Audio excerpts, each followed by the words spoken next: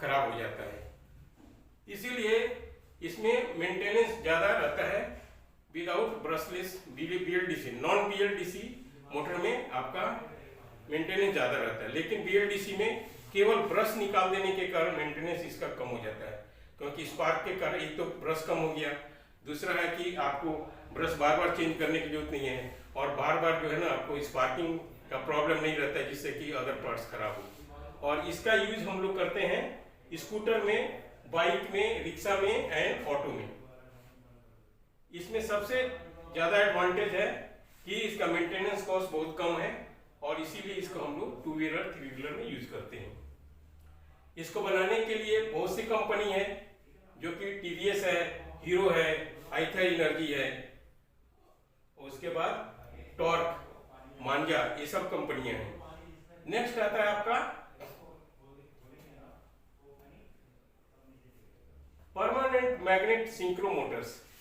Synchronous motor जो है ना AC मोटर में आता है। AC मोटर जो है ना ये सिंक्रोनस मोटर है, और ये आपको सिंक्रोनस मोटर का सबसे बड़ा खासियत क्या है कि ये इसमें भी आपका ब्रशलेस रहता है।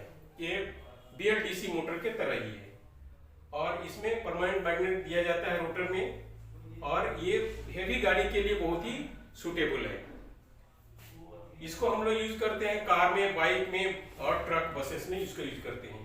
इसको बनाने वाला सबसे अच्छी कंपनी बस वगैरह के लिए आपको टाटा मोटर बनाती है, टेस्ला बनाती है, आपको टाटा कंपनी इसको बना रही है, फिर उसके बाद निशान कंपनी बना रही है, फिर उसके बाद आपको एनर्जी का मोटर बना रही है, जिसको हम लोग जो यूज होता है इलेक्ट्रिक व्हीकल में।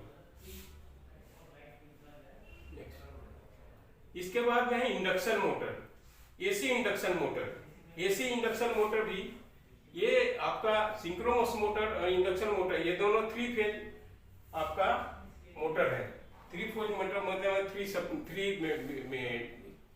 फेज रहता है, जो कि 120 डिग्री अपार्ट इसको सप्लाई किया जाता है।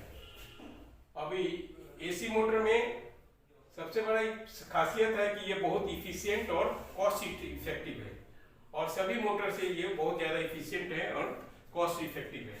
दूसरा है इसका सिंपल डिजाइन है, और इजी मेंटेनेंस भी इसका बहुत ही इजी है। उसके बाद में इसमें है ये जो टॉर्क है, ये बहुत सफिशिएंट व्हीकल के लिए, जिसमें फिट किया जाता है उस व्हीकल के लिए सफिशिएंट टॉर्क प्रोड्यूस करता है, और जिससे कि आपको लॉन्ग लास्टिंग ट्रांसमिशन हम अचीव करते हैं। और इसको हम 2 व्हीलर एंड 3 व्हीलर में इसको यूज करते हैं, इसको 4 व्हीलर में भी यूज करते हैं। और ये बनाने वाला है टेस्ला और महिंद्रा और टाटा, ये 3 कंपनी ज़्यादातर इसको बना रही है। चौथी कंपनी इन्फ्लक्स है। अब ये चारों तरह का जो मोटर है, इसके बारे में आपको ओवरव्यू दिया गया। अभी आप ये जान सकेंगे कि कौन सी गाड़ी में कौन सा है, और वो DC मोटर है न AC मोटर है। तो आपको फिर से मैं एक बार समराइज करता हूँ कि 4 तरह का है मोटर। एक है DC और दूसरा है AC। DC में आपको ये सीरीज मोटर आता है, शंट मोटर आता है, और AC में आपको सिंक्रोनस मोटर आता है, और आपको इंडक्शन मोटर आता है।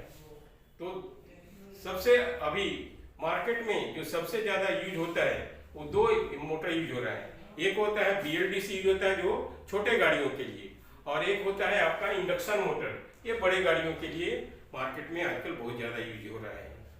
इसके साथ अभी आपका कोई क्वेश्चन है तो आप उसको पूछिए कि कितने, कहीं आपको डाउट है तो। अगर कोई डाउट नहीं है तो मैं इसको समराइज करता हूँ, और इसके बाद नेक्स्ट क्लास में आपको इसके बारे में डिटेल पढ़ाया जाएगा कि कैसे इसमें टॉर्क होता है, कैसे इसमें इसका जनरेशन होता है पावर का, और कहाँ कहाँ इसमें